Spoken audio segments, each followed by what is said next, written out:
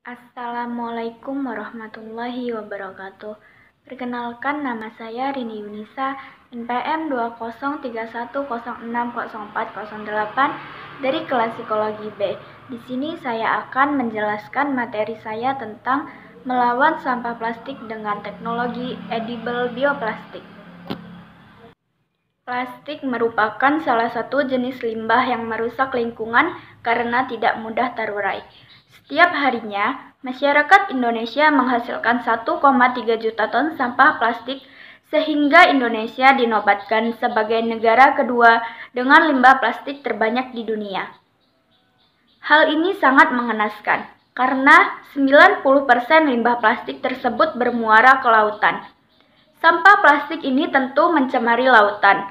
Padahal Indonesia memiliki kekayaan laut yang didambakan oleh banyak negara lain.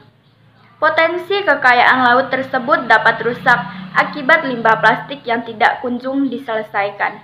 Untuk mengatasi masalah lingkungan ini, salah satu cara yang dapat dilakukan yaitu mengembangkan bahan bioplastik, yaitu plastik yang mudah diurai oleh mikroorganisme menjadi senyawa sederhana yang ramah lingkungan. Pengembangan bahan bioplastik menggunakan bahan alam yang terbarui sangat diharapkan untuk mengatasi pencemaran lingkungan. Bahan-bahan yang digunakan untuk membuat edible bioplastik diantaranya senyawa-senyawa polimer yang terdapat pada tanaman seperti pati, selulosa, dan lignin, serta pada hewan seperti kasein, kitin, dan kitosan, dan sebagainya. Di Indonesia, pati menjadi pilihan sebagai bahan baku edible bioplastik karena ketersediaannya cukup melimpah. Hal ini juga dikarenakan pati merupakan jenis polimer alami yang berasal dari aktivitas mikroorganisme menjadi H2O dan CO2 pada proses fotosintesis. Selain itu, pati lebih sering digunakan daripada minyak bumi karena pati merupakan bahan yang dapat diperbarui. Jenis pati yang dapat digunakan sebagai bahan baku edible bioplastik diantaranya pati ubi kayu, pati sagu, dan pati jagung. Kepala Program Studi Teknologi Pangan Fakultas Teknobiologi Unika Atmajaya, Norwati Mulyono, juga mencetuskan ide untuk membuat bioplastik menggunakan rumput laut sebagai bahan dasarnya. Karena rumput laut bersifat dapat diuraikan secara alami oleh organisme di lingkungan, bioplastik berbahan rumput laut pun menjadi alternatif yang baik untuk mengurangi pencemaran lingkungan. Perkembangan bioplastik di Indonesia memang masih sangat lambat, sehingga pemakaian bioplastik masih belum menjadi sesuatu yang familiar bagi semua kalangan.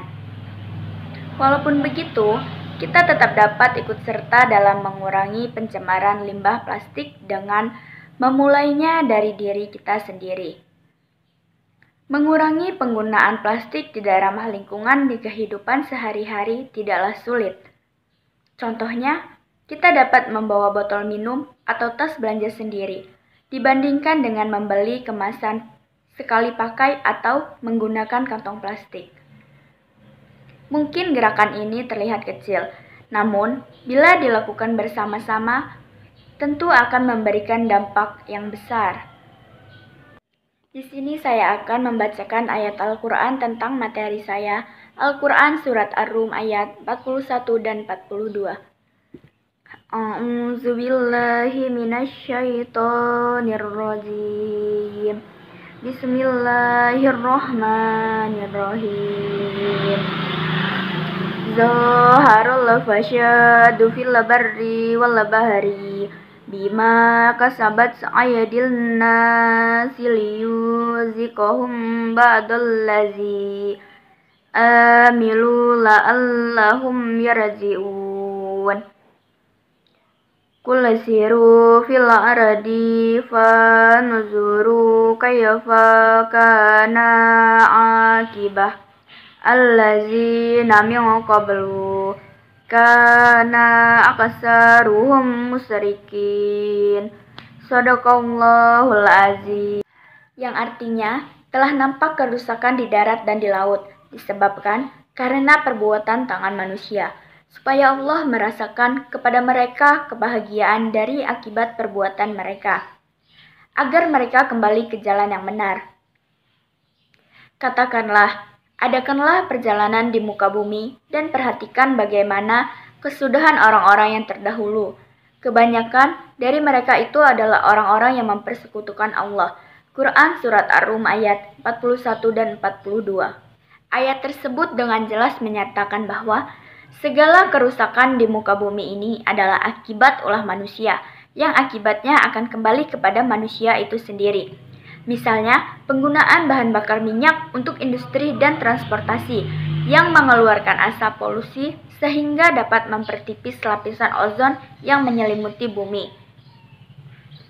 Itu semua dapat meningkatkan suhu udara di luar ruangan dan melelehnya es di kutub utara dan selatan, sehingga tingkat air laut meninggi, yang pada jangka waktu yang panjang bisa menenggelamkan sebagian pulau-pulau yang ada di bumi.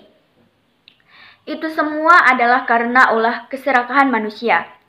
Jika tidak segera dihentikan, maka akibat dari kerusakan tersebut akan dirasakan semua penghuni bumi tanpa terkecuali.